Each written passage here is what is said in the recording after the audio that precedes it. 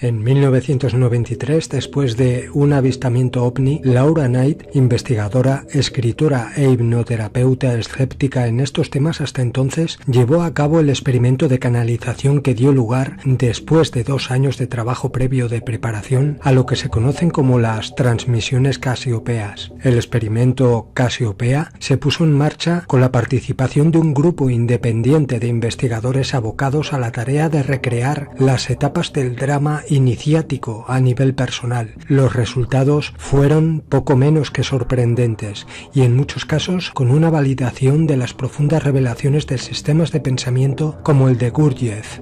Nos descubren un universo de múltiples dimensiones, infinitamente más complejo que el que nos han pintado la ciencia contemporánea. Develan además los detalles del más aciago secreto guardado celosamente desde épocas inmemoriales por las más elusivas sociedades secretas, la forma en que ha sido tendida la gran trampa cósmica. Esta es la historia del inmenso poder que ha sido sustraído de manos de la raza humana por obra de una poderosa inteligencia adversaria, originaria de una dimensión superior, de la creación de la Matrix como una poderosa ilusión para el control de la humanidad. La analogía más cercana a la visión de la realidad presentada por los casiopeos es gráficamente explicada en la película Matrix, donde la realidad se presenta como un programa de ordenador, una realidad holográfica o sueño, donde los seres humanos son como baterías de producción de energía para una máquina enorme de entidades transdimensionales que dominan el mundo y continuamente lo están manipulando para cosechar esas energías emocionales.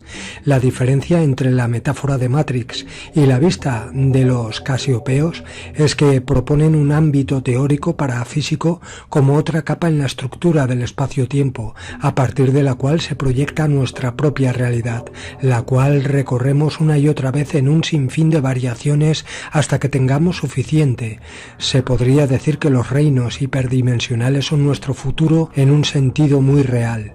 Esta realidad parafísica del espacio hiperdimensional, el reino de los programadores de la Matrix, de acuerdo con los casiopeos, está habitada por seres de ambas polaridades: positiva, llamados servicio a otros, y negativa, servicio a sí mismos, en los que algunos se han graduado de nuestra realidad, pero no necesariamente en el sentido de morir, y otros han sido creados y existido en ellas desde las etapas más tempranas de la creación. Los casiopeos enseñaron a Laura y sus amigos acerca de esta realidad de la Matrix, ayudándoles a enfrentarla y sobre todo a entender cómo funciona, para a continuación tomar las medidas necesarias para ser libre de ella y de los entes parasitarios que nos mantienen prisioneros. Entre la información más interesante que compartieron los casiopeos a Laura Knight está la de la llamada onda, que procedería del centro del universo, del sol central de la galaxia, y que, según le dijeron, la energía que llega de dicho punto del universo hace que las hebras del ADN, que los científicos llaman ADN basura, se activaría y provocaría cambios en la humanidad, así como en el planeta Tierra, pero dicha onda energética también causaría destrucción y cambios geológicos. Well, this is something that the Cassiopeians have told us. We don't have a full theoretical explanation for all of this. What we have are observations. We can observe that all the planets in our solar system are heating up the same as the Earth is. Now, we have the global warming alarmists who say that, we have human-caused global warming. Well, if we have human-caused global warming on planet Earth, who is causing it on Mars, on Jupiter, on Saturn, on Uranus, on Neptune, the other planets in our solar system? How is that happening? So we have evidence of that. We also have evidence of great shifts in our magnetic field of our planet. It's fluctuating wildly. We have evidence of strange things going on in the planet. We have sinkholes, we have volcanic eruptions, we have the Gulf Stream behaving irrationally or crazy. We have I don't know if you saw the picture of those cyclones over the U.S. and the fact that nearly the entire U.S. was covered with snow except for the state of Florida. And Hawaii, I believe. Well, I think Hawaii even had snow. And look at, if you just read the articles we post on SOT.net every day, and we have categories for these articles. We have a category for Earth changes. We have categories for things happening in the sky and the cosmos. If you read the scientific reports that come through and put the pieces together, you can see something big is happening something big is happening. And we have the Cassiopeians telling us this explanation for it. This, this wave, this change in the cosmic environment. They've talked about the fact that there is a companion star involved and swarms of comets that may or may not devastate the Earth. We may get a few, we may get a lot, and I think a lot of that depends on the state of humanity itself at the time of the event. So we have all of that. But what we still need is a real theoretical structure into which to place all of these things that we can observe with our eyes. So that's where science really needs to come in, and we need to get psychopaths out of science. We need to get science able to really do what they should be doing, which is exploring our reality and our universe and coming up with answers for what's going on. I mean, I have my husband, we have, he's a scientist, we have numerous scientists in our research team. We do the best we can to produce the best work we can. But we need help.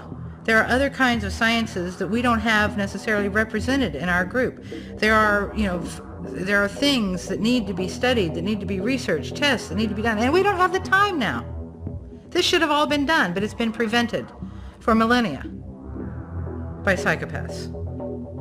We are in the condition we are in the state of ignorance we are in the state of war, in the state of economic depression, in the state of depletion of the resources of our planet because of the greed of psychopaths who thought they could create their own reality. Well, look at the reality they created. Otra información muy interesante y que en su tiempo fue muy reveladora fue la de los portales orgánicos. Estos portales orgánicos son físicamente como los seres humanos, pero no llevan en su interior un alma, la chispa divina procedente de la fuente original, sino que estarían huecos, seres sin sentimientos, psicópatas, y que ese es el motivo por el cual muchos actúan de manera tan fría y destructiva hacia otros seres humanos, personas que parecen ser normales, pero que en un momento dado acaban con un gran número de personas. También estos portales orgánicos podrían ser poseídos por entidades interdimensionales para sembrar el caos a su alrededor, e incluso ser poseídos por espíritus desencarnados que desean revivir sus vicios de cuando tenían un cuerpo físico. Esto sería uno de los motivos también por los cuales una persona no tiene recuerdos de cosas que hizo en estado de posesión. Los walking, por ejemplo, también entrarían en este grupo de portales orgánicos. Yo añadiría también a este grupo de los llamados portales orgánicos a los seres con un alma oscura o porción de la fuente de la oscuridad, que serían seres con apariencia humana pero con sentimientos malvados, psicópatas, que ya nacen así porque es su naturaleza. No tienen ningún desorden mental ni enfermedad de ningún tipo que les haga comportarse de esa manera, sino que han encarnado físicamente para crear el caos y la destrucción a su alrededor. Forman parte de la corporación arconte de la oscuridad y se mimetizan entre los seres humanos normales. Se camuflan, tienen familias, tienen trabajos normales, son buenos padres, incluso están en puestos de poder y de mando, pero llevan esa doble vida. My work on psychopathy has actually brought more attack against me than any other single topic I have ever touched in all of my research. I was attacked for saying maybe aliens weren't necessarily nice guys and here with our best interests at heart, but that was nothing. That was just basically like a little rabble of people who wanted to believe that being abducted was a good thing. I've been attacked for some of my conspiracy theory positions, such as 9/11. But that, that's still, it's minor. I mean, I would get death threats, I would get, hate mail, I would get fundy types who would write, things to me like, what a stupid person you are, you can't see. But usually that was all very low level. It was just like people on the internet or people who were in society who basically just disagreed with me and they didn't have the good manners to do it politely. However, on the topic of psychopathy, when I began writing about that, when I began talking about it, that's when things got really ugly. Not only did I receive death threats, there were actual physical actions taken against me and my family. That's one of the reasons I left the United States, because things got physical. My children were harmed physically. 2 of them nearly died because of these attacks. My dog was poisoned. dead cats were left at my door. It was really, my name and address was posted in some news groups on the internet with the suggestion that somebody should come and take care of me. Things got very ugly, and that was because of my work on psychopathy. So the conclusion you can draw from this, I think, is that this is the main thing that the powers in control of our earth do not want people to wake up to and be fully aware of. And the other thing is we can talk from now till the cows come home about hyperdimensional manipulations on our planet from aliens or space beings or whatever. But we can't prove that. We don't have some forensic evidence. Well, we're trying to get it, and some people may have a bit or a piece, but it's always easy to discount that. And the thing is that their tools, in my opinion, are, and that's my opinion, I can't prove that, the tools of these hyperdimensional forces with designs on humanity are psychopaths and other personality disordered individuals. They are so easy to use. They're almost like little machines, little destruction machines, and that you set down in society, wind them up and let them go, and they do exactly all the things that aliens, being hyperdimensional beings and unable to hold a frequency within our reality, cannot do. These beings do it for them. Okay? People talk about new world orders, they talk about all these things. Okay, well, and aliens being involved with new world orders, or there being some kind of an agreement between aliens and governments to control society. That could very well be true. And if it is true, it's because they have psychopaths to use, because normal humans, because of their evolutionary background, wouldn't do to other normal humans the things that these people in power do. And psychopaths, they have no conscience, they're born that way. We're not talking about something that is just people who are wounded by society. We're talking about a creature that looks human and mimics humanity, but in the end is absolutely not human. Who needs aliens when you have psychopaths? Well, if you want to change your personal reality and you work with several other people, your personal, it'll work out. What will happen is you will imagine this or that or the other thing, and then a certain opportunity will come into your life, and you will or will not act on it. And then if you do, then certain things will change in your life, and so on and so forth. So that's kind of like a practical way to talk about creating your personal reality. Say the reality you want to create is one where you have a job. So you visualize yourself having a job, and you visualize it so intently, and then you go out and you start, reading the ads or whatever. I mean, if you just sit at home and you never go out of your house and you never answer the phone, believing that you have a new job is not going to work. I mean, it's just not going to happen. It's remotely possible if you have a particularly powerful psychic ability that, that maybe some person you knew 20 years ago will suddenly think, oh, I need somebody to sweep the halls in my business. Let me call Joe, and of course you got to answer the phone, but you get my drift here.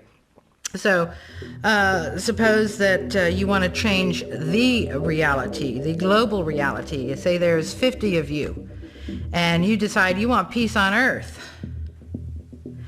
And you decide to visualize peace on Earth and to meditate and to send all this love and light to the people in the Middle East, or the poor starving millions down in Africa, or all those people over in Japan who are being irradiated. Okay, so there's a bunch of you. And you're sending this energy over there. And suppose that the energy of the planet is such that there are 6 billion other people whose energy does not accept what you are trying to impose on the planet.